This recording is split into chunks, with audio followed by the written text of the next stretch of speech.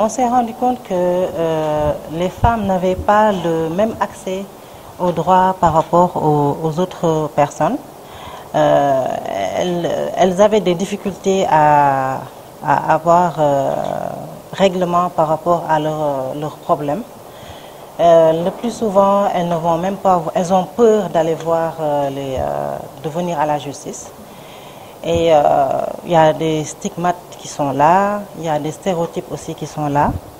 Donc, pour toutes ces raisons, donc, on s'est rendu compte qu'il y avait urgence, il y avait de tenir cet atelier pour un petit peu sensibiliser nous en tant qu'acteurs du droit, comment revoir notre position pour améliorer la condition des femmes.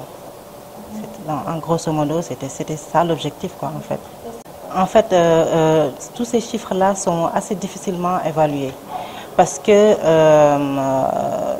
il y a des disparités selon les régions, selon la densité aussi des régions, l'accessibilité aussi par rapport, parce qu'on s'est rendu compte qu'il y a beaucoup de femmes qui sont analphabètes ou bien qui ne sont pas analphabètes, mais en fait qui sont mal instruites et donc qui ne savent pas comment aller solliciter les acteurs de la justice.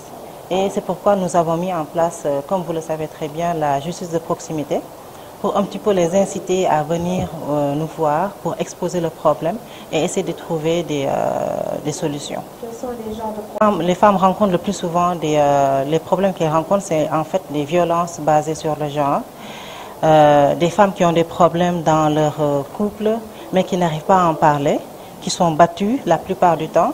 Il y a des mutilations génitales qu'on voit chaque jour. Et d'ailleurs, pour souligner cela, aujourd'hui c'est la journée de lutte contre ces mutilations génitales au niveau du monde entier. Et donc cet atelier qui vient à son heure par rapport à cette activité aussi.